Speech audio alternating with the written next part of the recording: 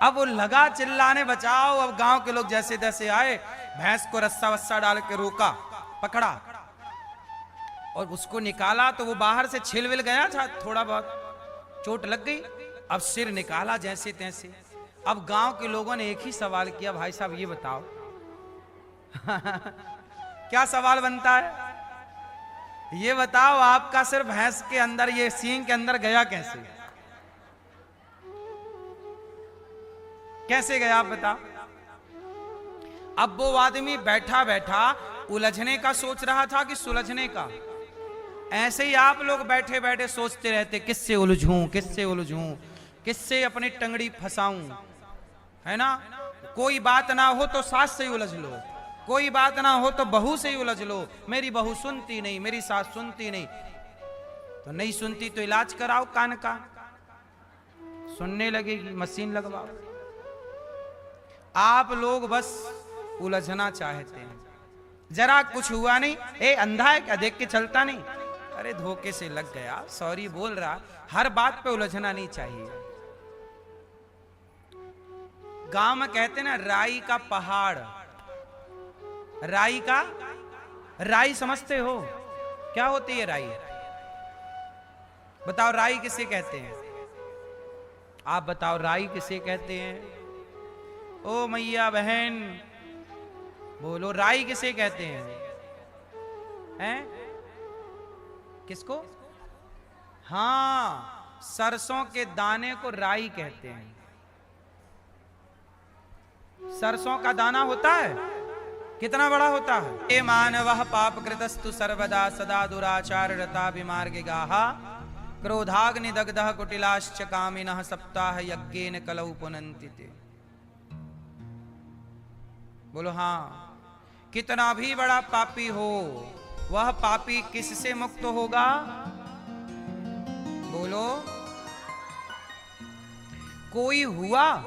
अब इसकी एक कथा सुनाई, सुनो। तुंगभद्रा नदी के किनारे एक गांव था। उस गांव में एक पंडित जी रहते थे। पंडित जी का नाम था आत्मदेव, उनकी पत्नी का नाम था धुंधली। आत्मदेव जी के कोई संतान नहीं थी। संतान की कामना के लिए बहुत पूजा की, पाठ किया, जप किया, तप किया, पर कोई संतान नहीं हुई। तब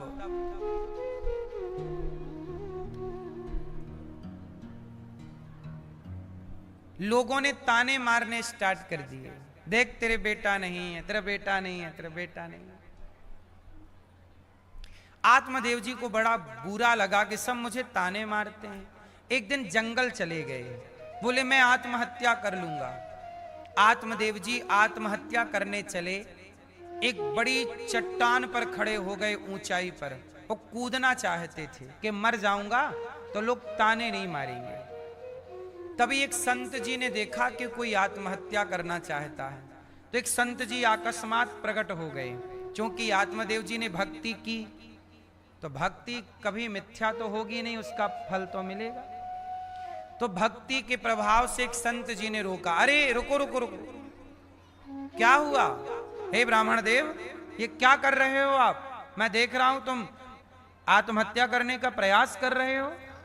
आत्महत्या करना पाप होता है। तो संत के चरण पकड़ के आत्मदेव जी, ठीक है सामने बच्चा है, अब ये बच्चे को डिसाइड करना है कि लॉलीपॉप की तरफ बढ़ेगा कि मां की तरफ बढ़ेगा। बोलो, बच्चा किसकी तरफ बढ़ता है? बच्चा अपनी मां छोड़कर किसकी तरफ भागा? लॉलीपॉप की तरफ। वो लॉलीपॉप में सुख ढूंढ रहा है, मजा ढूंढ रहा है। जबकि मां होगी तो ऐसे सैकड़ों लॉलीपॉप होंगे, और मां ही नहीं होगी तो लॉलीपॉप का करोगे क्या? ऐसा ही है कि भगवान होंगे तो संसार का हर सुख खूब होगा, भगवान ही नहीं होंगे तो संसार के सुख का करोगे क्या?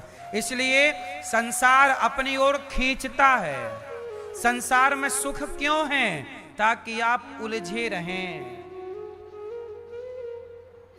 मीरा जैसे लोग संसार के सुख को छोड़कर जब आगे भगवान की ओर बढ़ते हैं, तब सदियों तक लोगों की जबान पर मीरा का नाम होता है। युगों युगों तक युगों युगों तक लोग शबरी को याद करते हैं, क्योंकि शबरी ने संसार के सुख को नहीं चुना, उन्होंने भक्ति के सुख को चुना है। मैया, चुनाव तो आप भी कर सकती हो, संसार का सुख चुनना है या भक्ति का सुख चुनना है। आप लोग चुनती क्या हो? बुढ़ापा आ गया, हाथ में डंडा आ गया, फिर भी मैया मेरा पोता, बड़ा सुख मिल रहा, पोता मेरा पोती मेरा, उलझी रहो, फिर खाना वहां डंडे यमदूत के, तब आएगी अक्कल। कह रहे हैं कर लो भजन, कह रहे हैं लगा लो मन भगवान में, लेकिन नहीं। देखो मैया, देखो कैसे मोबाइल चला रही है, ऐसे नीचे रख के। क्यों करता तेरा मेरा ये दुनिया रैन बसेरा, क्यों करता तेरा। बैठा हूं, ये मैं अपनी इच्छा से नहीं, ये मेरे विधि के विधान में ये तारीख आज की आपके लिए निश्चित है, और आपकी तारीख आज यहाँ के लिए निश्चित परमात्मा ने की है।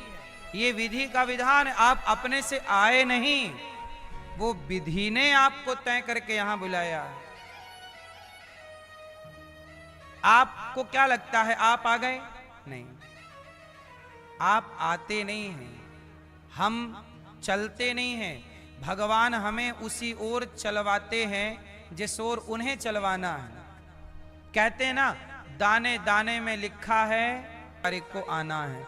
मेरे जाने की भी तारीख निश्चित है, बस मुझे पता नहीं है, पर मुझे ये बात तो पता है कि मुझे जाना है। ये बात आपको भी पता है कि जाना, किस दिन जाना है ये पता किसी को नहीं है, परंतु जाना है ये पता है। बोलो, इसलिए ये पूरा क्रम, इसलिए कहता हूं भगवान ने जो दिया उसमें खुश रहो, ज्यादा परेशान होने की जरूरत नहीं। आत्मदेव जी ने कह दिया कि हमें बेटा चाहिए, संत जी ने रोका कि बेटे के चक्कर में ना पड़ो, माने नहीं। संत जी से कहा बेटा तो चाहिए, तो संत जी ने एक फल दे दिया, कहा पत्नी को खिलाना। पत्नी ने खाया नहीं, धुंधली ने गाय को खिला दिया, तो गाय को एक बच्चा हो गया, उसका नाम रखा गौकर्ण। क्या नाम रखा? और धुंधली की बहन को एक बच्चा हुआ, उसका नाम रखा धुंधकारी। और धुंधकारी और गौकर्ण दोनों एक साथ बड़े होने लगे, तो धुंधकारी बड़ा दुष्ट हुआ और गौकर्ण जी बड़े ज्ञानी हुए। आत्मदेव जी के यहां एक भी संतान नहीं थी, अब दो दो बेटे आ गए, पर दोनों बेटों के वृद्ध पिताओं के लिए वृद्धाश्रम बनवाओ। हमने कहा बनवाएंगे, अभी संतों के लिए संत निवास बनवाना है, तो का विवाह होगा यहां से निःशुल्क। अभी पिछले हफ्ते भी, पिछले लगभग 10 दिन पहले यहां से 21 बेटियों का विवाह हुआ।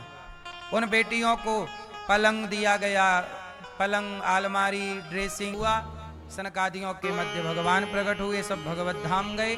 श्रोता भक्ता का निरूपण। जन्माद्यस्य यतोऽन्वयादितरतश्चार्थेष्वभिज्ञः स्वराट् तेने ब्रह्म हृदय आदि कवये।